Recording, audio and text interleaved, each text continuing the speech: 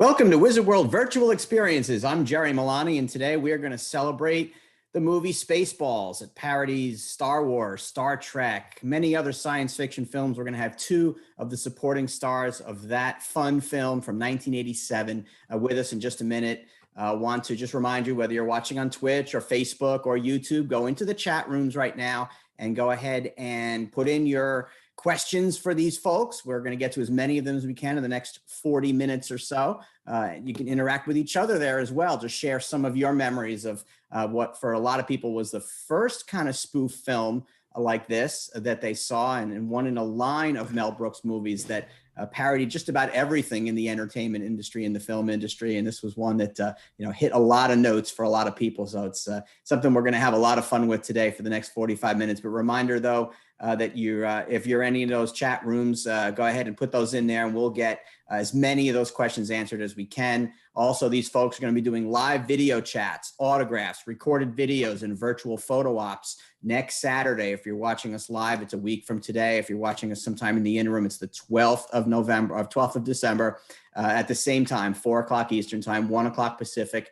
These guys will be doing live video chats as well as recorded video messages. You can go to wizardworldvirtual.com for those schedules and for the ability to purchase all of those items from these two guys. And I think after you watch this Q&A, you have a lot of fun. You're going to want to meet them, going to want to do a little bit more with them.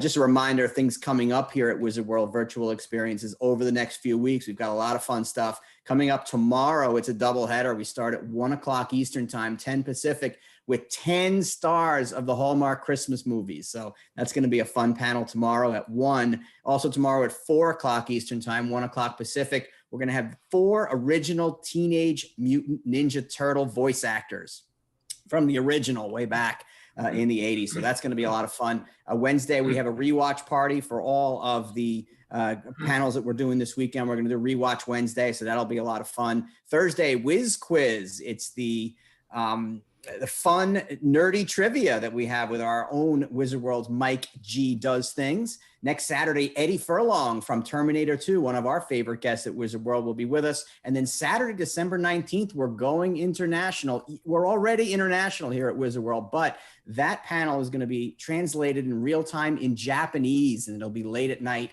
here on the East Coast, 1 o'clock Japanese time, but that'll be a chance for those folks who love Wizard World and in their own native language will be able to experience the Wizard World virtual experience with Gotham, which is a popular show all over the world. Also popular all over the world is our Wizard World Vault. We're on Cyber Week this week, so we've been highlighting lots of discounted merchandise. Go to Wizard World Vault for 20 plus years of merchandise culled from all of our shows we've been doing for years and years. But right now we're taking it to ludicrous speed. That's right. We have fans all over the world watching us. Australia, Ohio, Alabama, New Jersey, New York, Alabama, Texas, Colorado, Australia, Nevada. I repeated some, Pennsylvania, they're everywhere. But there are folks all over the place waiting for this moment right now, and we're going to get right to it. First, one of the great character actors of the past 50 years. You've seen him in some of the most popular TV shows and films over that time, including, get this, All of the Family, Soap, 2.5 Men, Desperate Housewives, more than 200 TV and film roles. He had a key role as Colonel Sanders in Dark Helmet's number 2 in the movie Spaceballs. Say hello to George Wyner. Hi, everybody. George, welcome. Thank you. I didn't know I was Dark Helmet's number 2. I thought it was his number 1. Well, he was your number 1. I guess you were the number 2 too. Yes, that's true. That's fair enough. And you were able to protect yourself well too. You never suffered the fate of that first Spaceball guy. Also a familiar face in films and TV shows over the past 4 decades. He has, get this, 275 listed credits. Memorable roles in Groundhog Day, Single White Female, and Memento, as well as recurring spots on the series like Californication, Glee, Heroes, and Deadwood. He's the captain of the guard. It's only one scene, but it's a fun gag and a memorable scene in Spaceballs. Here is the great Stephen Tobolosky. Howdy, howdy. Stephen, welcome to Wizard World. Yeah, I didn't have a number. I was so far on the cast list, I had no number. I didn't have a number name. 1 to me, Steve. But, and it's a fun role, and it's a fun scene, and it's one of those sight gags that I guess I guess Mel Brooks is famous for those kind of shock out of nowhere. You turn around and you're not sure what's going to happen there. And maybe it's not a huge surprise if you're a Mel Brooks fan, but getting the stunt doubles involved, that's kind of fun too. Let's start with this film in 1987. I think it's the first good spoof of sci-fi films. I think there were others, but this is one that really kind of, maybe it took that Mel Brooks touch to kind of put it all together. What for you guys makes this film still fit 30 years later? What makes it fit? Well, I can tell you the result of what I think. Obviously, the fact that it's still there's Star Wars still out there. Star Trek, of course, was so popular. I think those had a lot to do with Spaceballs' longevity. And one of the things that I'm sure Steve is very familiar with is when you have a situation like this where now those children are parents and they want their children to see it. So it's become something that is generational, which is wonderful. So I think, and it's Mel Brooks. I mean, it is very funny. You have wonderful people in this film. And so its longevity, I think, was a surprise to all of us. I think to Mel. But I think those are some of the reasons, and I'm sure Steve can add to that. Yeah, I agree with George. I think the generational thing is very big, and nobody does stupid like Mel Brooks. It is the kind of, somebody said you can't really play stupid because people do that poorly. But what happens in Mel Brooks films is people are smart about the wrong things.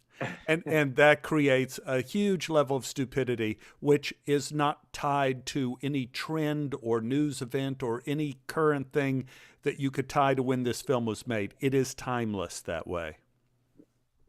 Yeah, there's some great comments already coming in our chat rooms. Disposable Hero XX says, thank you so much to Stephen and George for this. Spaceballs is the funniest movie of all time and will always hold a special place in my heart. I think a lot of people think the same way. Jason Lex Thomas has an interesting question along the lines of how you guys just answered. He said that in Airplanes, some of the actors said they didn't really understand the humor, but were trusting the writers. Did either of you have reservations about whether you thought this was going to be funny? Oh, well, I think the first time I saw it, it was just Rick Moranis and I watching the screening of it. And it's not good to do it that way for the first time. Steve will tell you, an actor looks for all the flaws and all the things that he didn't do right, but he didn't make funny. So, I think I came out less confident than except it was Mel, and but I quickly realized how wrong I was. But I think the very first time, once I saw it at a screening with a lot of people there, I realized, oh, this is funny. Don't worry about what you saw that first time. And I knew Mel Brooks's humor for years and years and years, so I just expected it was going to work, but I didn't know in what context. I had no idea really what my part was. I had no idea how it was going to fit in, and it seemed like it was just something that maybe Mel thought about on the way to work one day. It definitely is like an appendix in the digestive system of Spaceballs.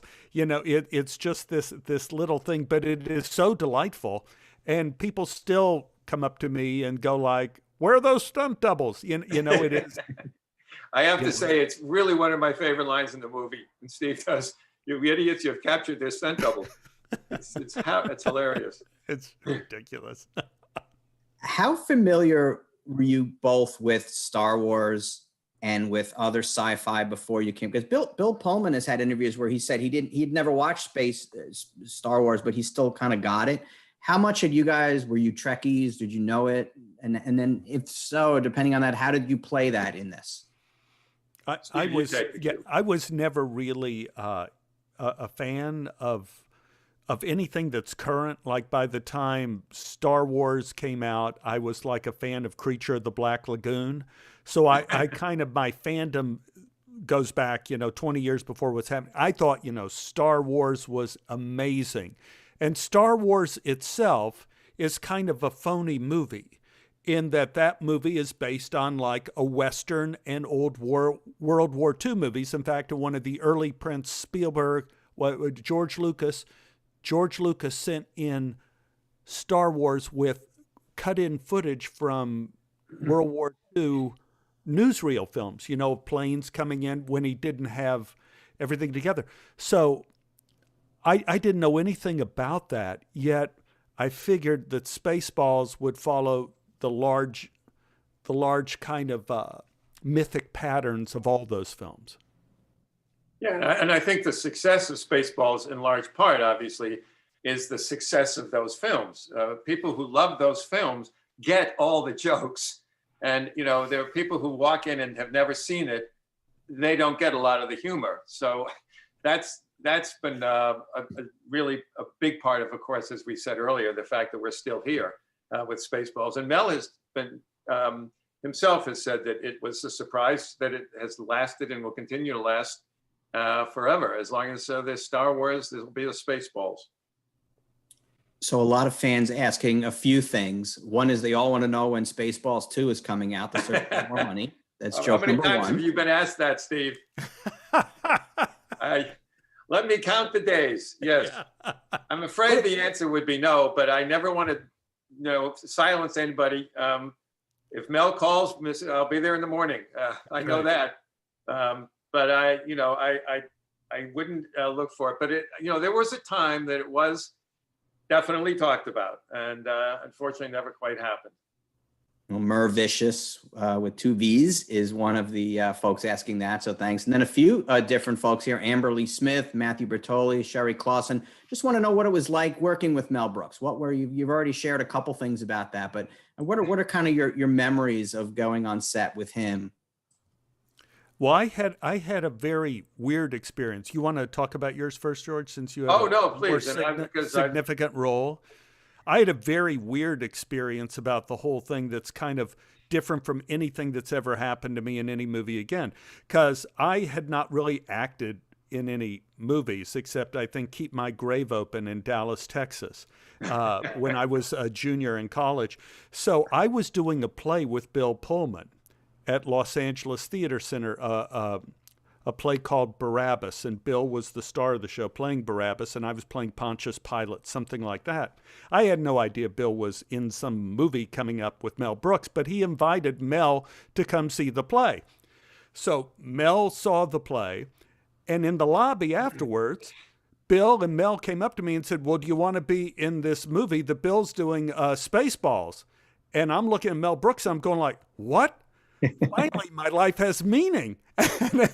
and I go, well, yes, sir. Yes, sir. He says, well, you know, show up over in my office, and we're going to go through this part, and we'll work on it together. We'll see what happens.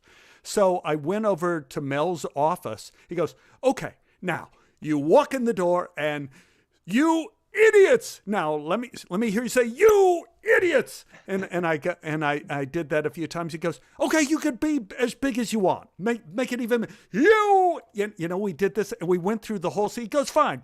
You got the part. Not a problem. And I'll pay you $1,000 a day. Is that good? And I go, you're kidding. And I thought like, oh my God, I've made it. And he says, well, come Monday and we'll shoot your scene and you get your $1,000. And I go, great. So I showed up Monday. I was absolutely terrified. And I sat there all day watching Bill and John and George acting, doing stuff. And I just sat there and did nothing. And I was brokenhearted. And I thought maybe I had been cut out of the movie. And the assistant director said, well, I guess you have to come tomorrow. And I went, oh, okay. Didn't work the next day, didn't work Wednesday, didn't work Thursday. Finally, at the end of Friday, I'm going like, you know, am I going to work? I mean, Mel said I was going to make $1,000 for the day. And the AD said, no. You get paid $1,000 for every day you show up. And I go, what? You mean I've made $5,000 just to sit in this chair and wait for the moment to do the scene? And we walked in and we did the scene, I think like once or twice, and that was it. And I thought, this is the career for me. But more importantly, I was able to tell my mother and father that I met Mel Brooks, and they thought, this is as good as it gets. And they were right. It doesn't get better than working with Mel. Steve is right.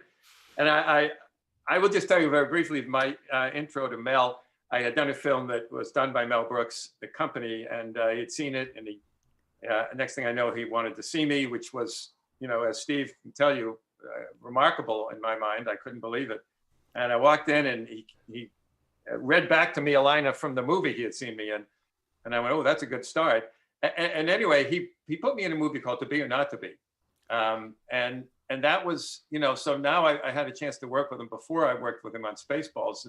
And he was, of course, in both movies. He's wonderful to work with because, as Steve is pointing out, you're sitting there because he's recreating. That's not working.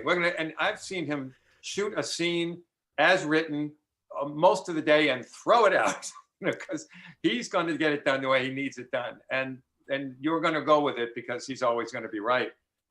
He's wonderful to work with, though. He really is. He knows what he wants, which is great out of a director. And at the same time, he makes it fun. We would screw up lines all the time because we were laughing too much. And you go, hey, we're making a comedy. You laugh. It's what you're supposed to be doing. So, and he was, as Steve has said, it's Mel Brooks. That's the holy grail for anybody doing comedy.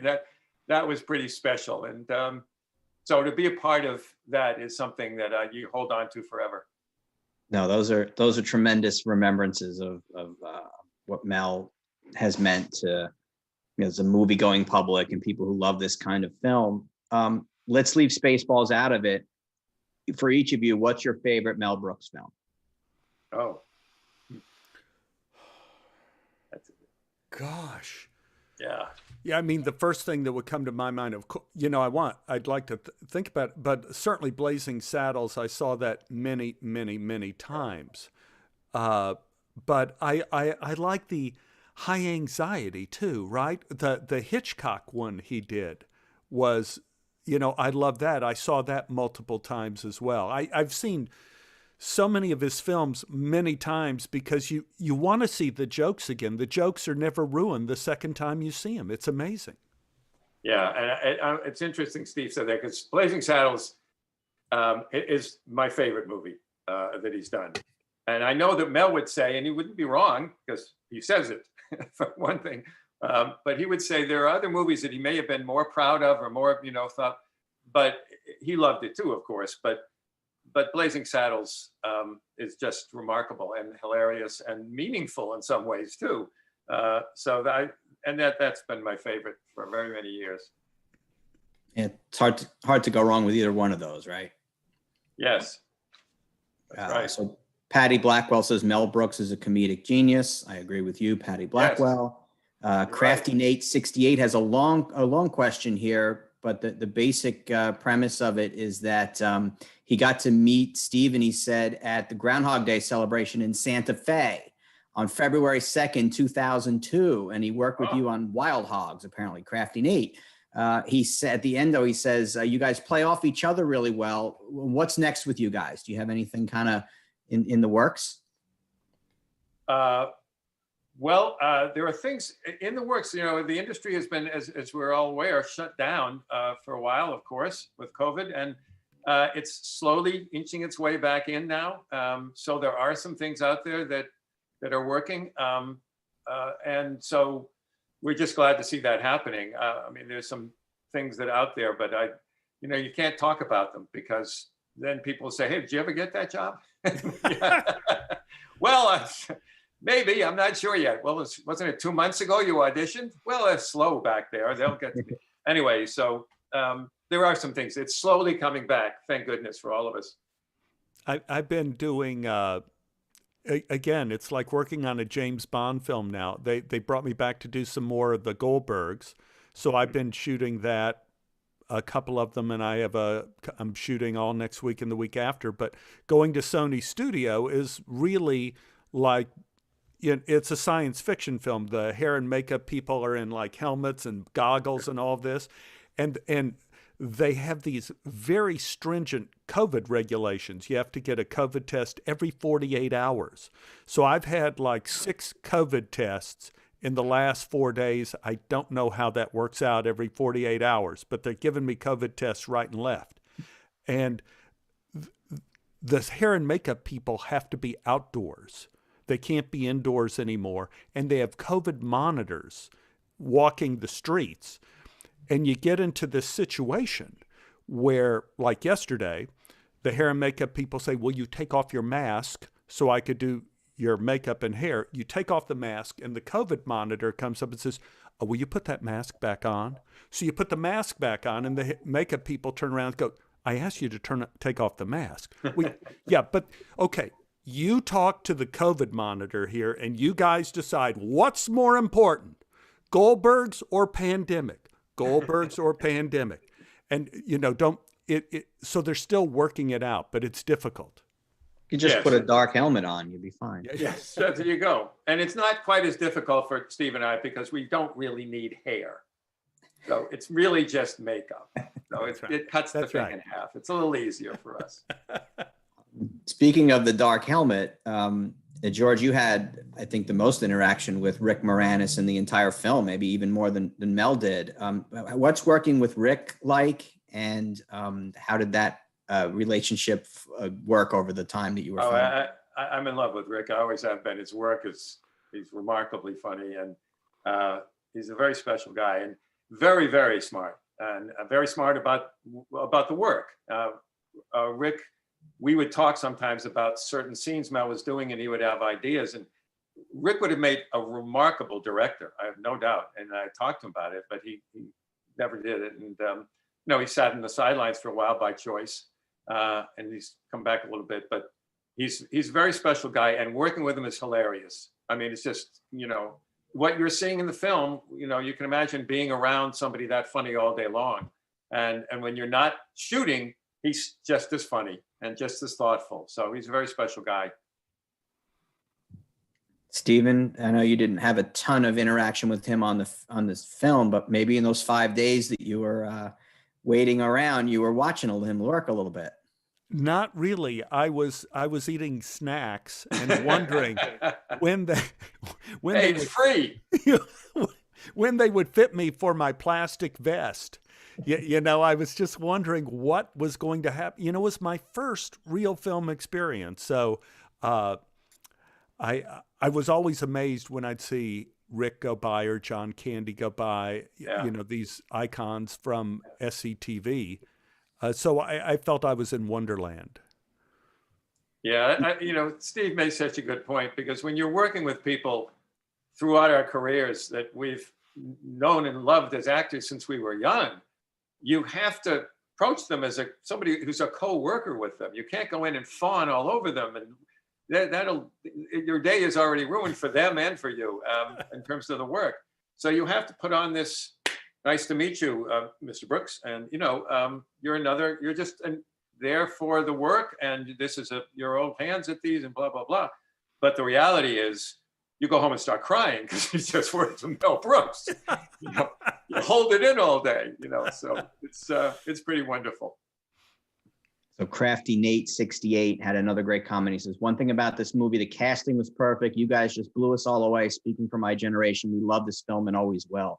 I think Crafty Nate speaks for a lot of folks. Want to remind everyone, if you're watching on Twitch, Facebook, YouTube, go ahead and put in your questions. We'll get to as many of them as we can in the next 20 minutes or so. Also, go to wizardworldvirtual.com. You can get those live video chats, virtual photo ops that these guys are doing next week, as well as autographs, recorded video messages that are great for the holidays. So now's the time to go on to wizardworldvirtual.com to pick up all of those. Want to switch subjects a little bit here. We had a few questions on this.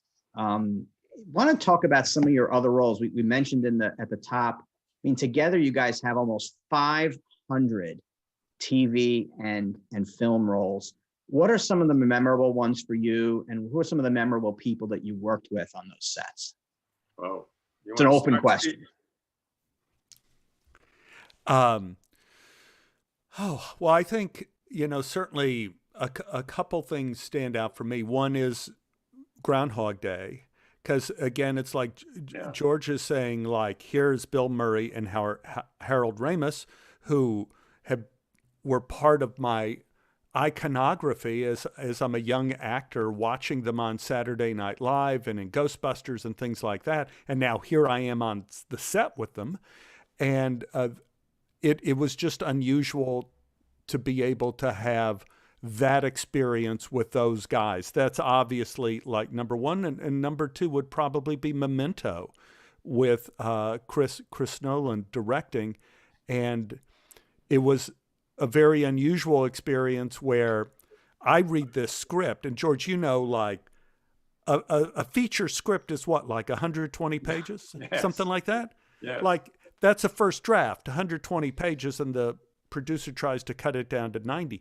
Memento was something like, don't have the number in my head, but like, 350 pages. I mean, it was like this. It was like the Old Testament or something.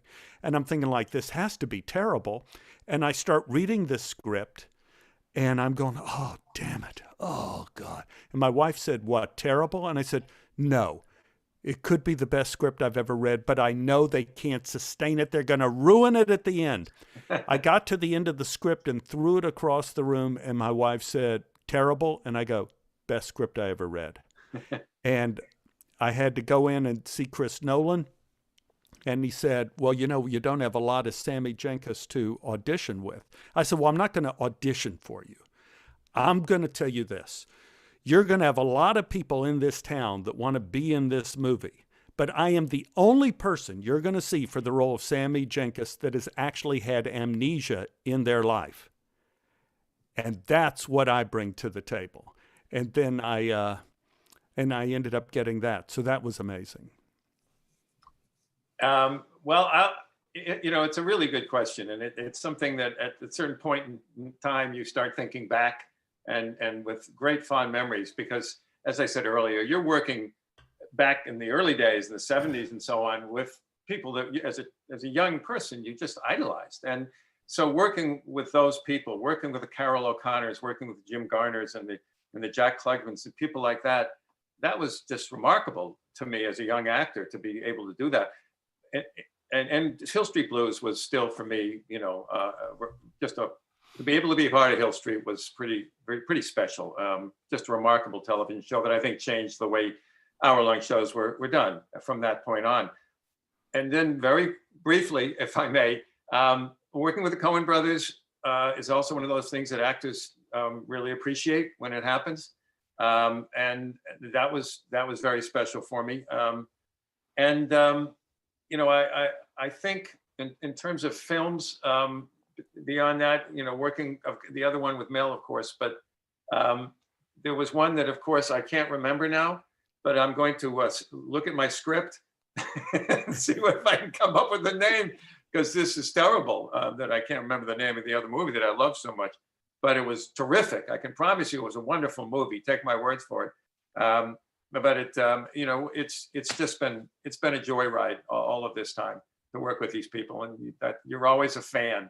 You're always a fan of the people, and you get to be a part of that is pretty special. And I think what that brings up too is, you guys are that guy character actor. Yeah. But not that you've been in 45 things. You've been in 200 and 275. Like, what's it like being that character actor? And how do you get so many of those? And they're diverse roles. George, you're a bad guy sometimes. You're the jolly guy sometimes. Steven, same thing. How do you manage to have such a diverse set of roles? And how do you keep getting those? What's it like? I'm asking 3 questions at the same time, but I'm just too excited about this. Yeah. Well, as Steve will say, I'm sure, to survive long term, you need to be able to show them you can do more than one thing. You may get introduced in a certain way, in comedy, I think, certainly for me, but to be able to transition over is very important for your longevity, for people them to think of you in some other way. So that's been of value. And, you have to get that first opportunity to do it. Who's going to hire you as the head of a drug deal organization or something. But when it happens, you hope you take your best shot with it, and that's a big part of it. And then basically it's just it's having somebody take a shot with you, and when you're done something serious with somebody good, you can count on the fact that you're going to be seen doing it, and that helps.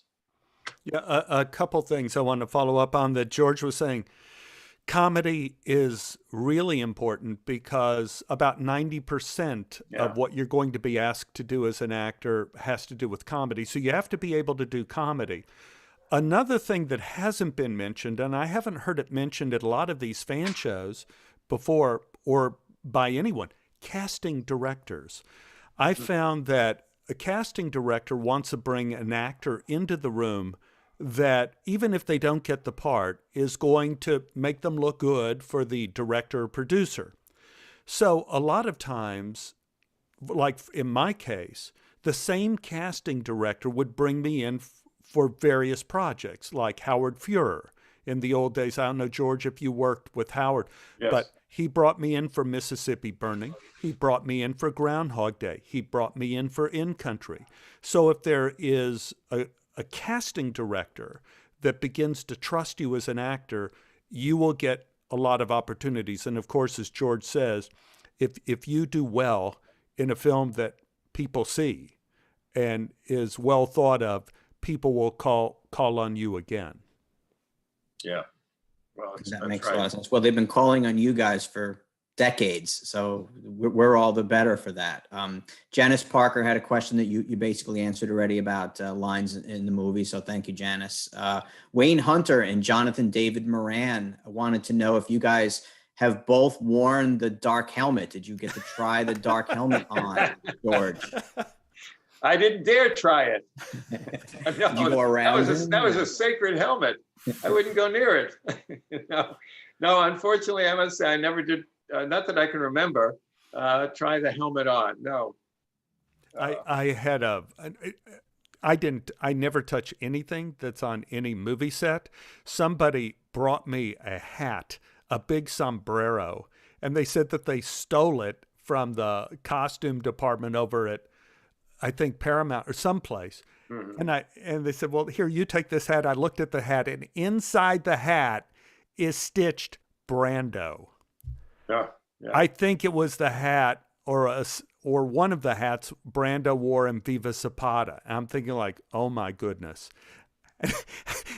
Am I a part of a felony here? They gave it to you. No, it's you're receiving stolen property. That's right. That's a misdemeanor at best. Yeah, Todd Tremper wanted to know if you have anything from the set. So if you didn't never touch anything, then you don't. George, do you have anything from the set? Only memories. You know, I don't. No, I didn't come home with anything from the set that I have up on a shelf somewhere. No, I didn't. When I started doing shows, I tried to bring one thing home, one little small, little thing that no one would notice. And then after a few, my wife starts saying, we have to throw some of this stuff out, man. You need a new house for all the things we don't have any room for found objects. They have to go. So I don't do that at all anymore. Lloyd Bruegel was asking before about different roles and different people that you met. So thank you, Lloyd. Lloyd also, George, thinks maybe Fletch is the movie you were thinking of. Thank you. Yes, it is. Fletch has the same kind of longevity Spaceballs does, and absolutely is one of my favorite comedies. Absolutely. And to be in that has been wonderful. Yeah, that's one with a lot of lines that you can use over and over again as well.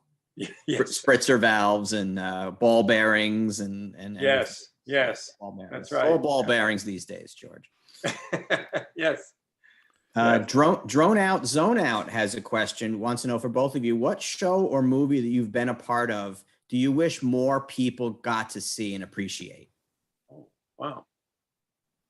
Good question. Here is one that I think no one saw, and it's called a film called Pope Dreams, P-O-P-E Dreams. It's a wonderful movie, incredibly beautiful movie. Julie Haggerty plays my wife. It is funny and it is heartbreaking, and it was made at the wrong time. The screenwriter writes about this family that wants to visit the Pope, and it's like Pope John Paul 24. And it was right before Pope Benedict came in. So but in between when we shot the film and when the film would have been released, they had the wrong Pope. And it made it very difficult for the movie to really get any kind of release. But it's beautiful if you're able to find it somewhere. Yeah. It's interesting, that question. Because there's some that, excuse me, were well known, but didn't necessarily do well at the box office. I think the Coen Brothers film, forgive me, even though it was nominated for an Oscar, it was not a big box office hit. Pardon me. You can probably tell what I'm doing. I don't have to tell you what I'm doing. I was going to say I'm clearing my throat. I think that's clear. All I can say is I'm glad we're not on camera and they're shooting, because it's like, we get somebody in here for Wyner, he's clearing his throat again. No, I think Serious Man was a very special movie. And, it was recognized in the industry, but not so much out there in public, which I think the Coen Brothers is somewhat used to. There I go again. But that would be my first choice I wish more people had seen it. Some shows that you were part of, George, many people saw, especially in the 70s. Three of my favorites are Emergency, Hawaii Five-0, Rockford Files. You were in a bunch of Rockfords. You mentioned James Garner briefly before. Yeah. What was working with James Garner like? Well, again, you have to hold it back when you go on the set the first time. I was like, James Garner. And, he was a wonderful guy. I mean, he really was. And I remember my wife, I came on the set one day because I wanted her to meet him. And she was pregnant with our firstborn, and Jim was going, somebody get a chair. He cared about people, and it was real. And people were part of his life for a very long time in the industry. So Jim and I actually, we did a series together, and then he did a film that I was in. So we had a lot of interaction, and I'll just never forget.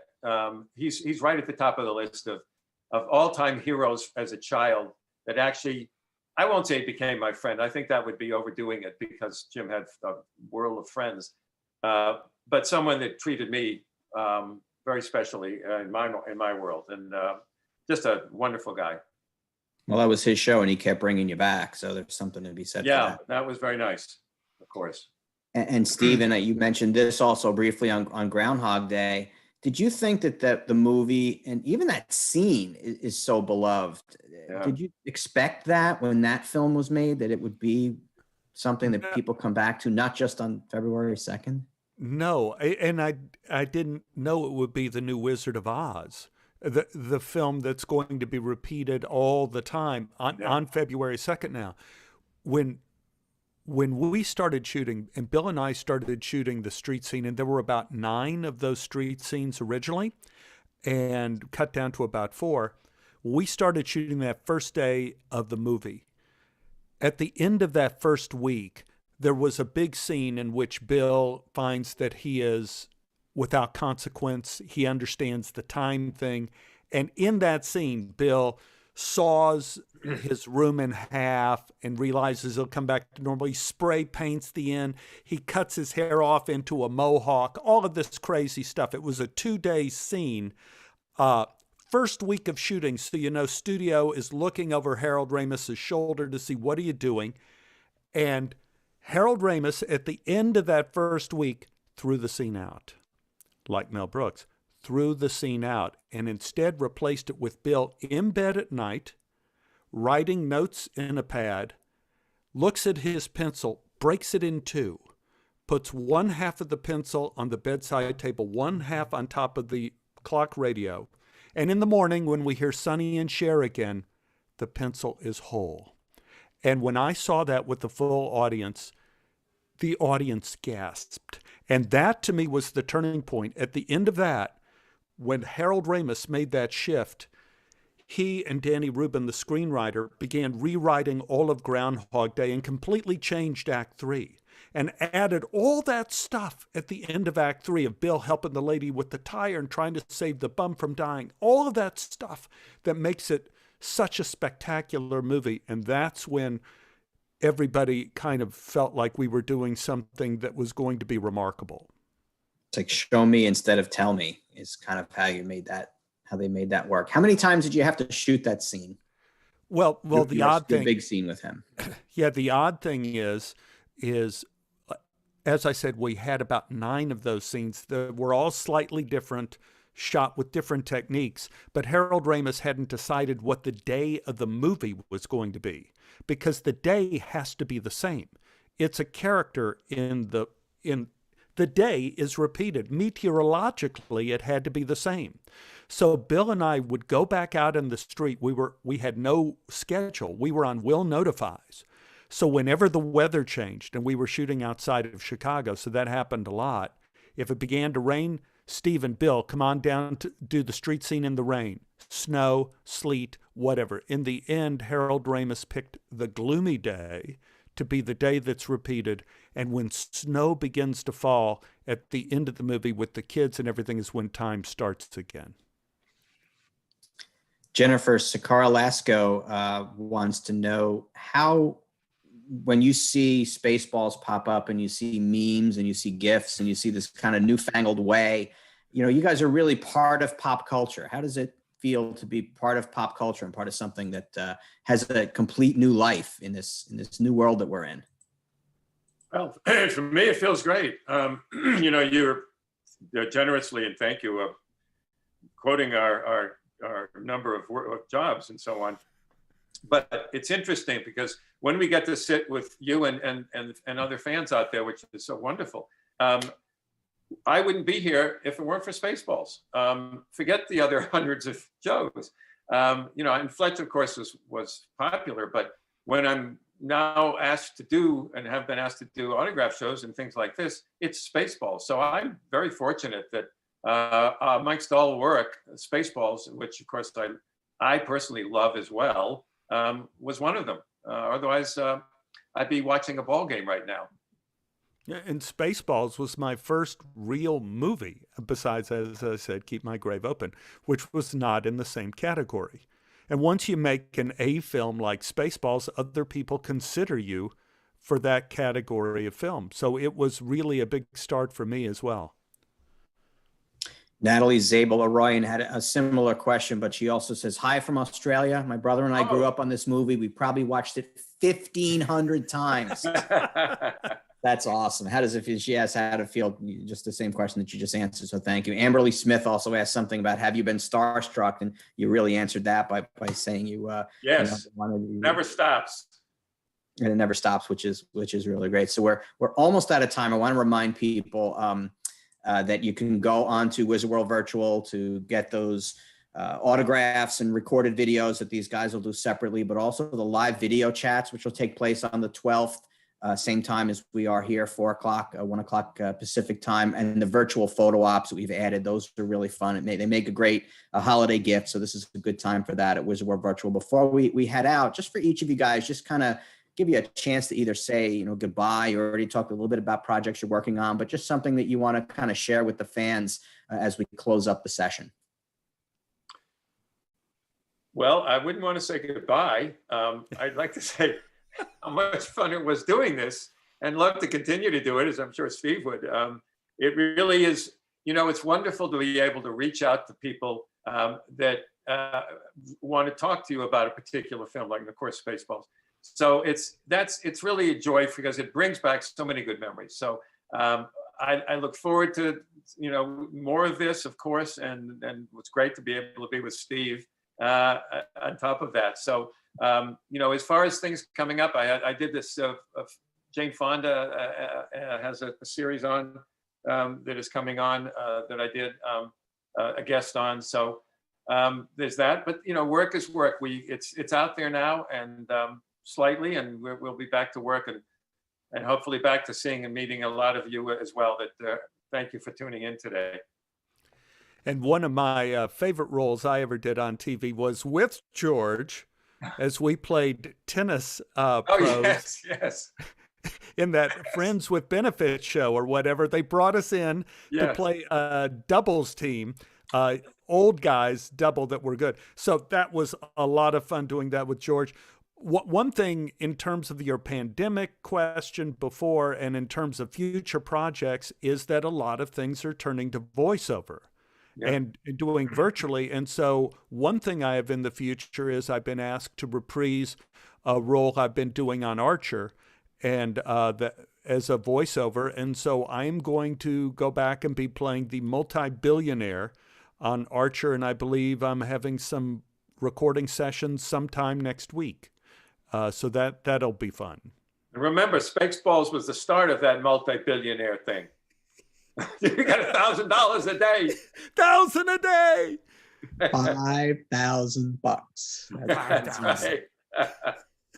So, we have about 499 other movies and shows that we can bring you guys into these virtual experiences. We've done about 170 of these. So next time we have one that involves one of your shows, you're going to be getting a phone call from us. This was a lot of fun for the viewers, obviously watching. A lot of great activity in the chat rooms. We thank everyone. Mervicious saying we are lucky to have you both in Spaceballs. Mervicious is right. Jennifer Sakara-Lasco, again, thank you for your questions. Patty Blackwell, another one, is just the same thing, just saying it is to your credit that you have played so many diverse roles. So thank you. Everyone who watched today. Reminder that tomorrow we have a doubleheader, Hallmark Christmas movies. We have 10 stars of the Christmas movies. We're going to have a lot of fun with that tomorrow at 1 o'clock Eastern. Tomorrow at 4 Eastern, it's the original Teenage Mutant Ninja Turtle voice actors, which will be a great time. And then the rewatch parties of all of these will be during the week. Wednesday, Whiz Quiz on Thursday, and the great Eddie Furlong from Terminator 2 next Saturday. For everyone enjoying today, we appreciate you being with us. For Stephen Tobolosky and George Wyner, I'm Jerry Milani. Thanks so much for joining us today on Wizard World Virtual Experiences. We'll see you again very soon. Thanks, everyone. Bye-bye.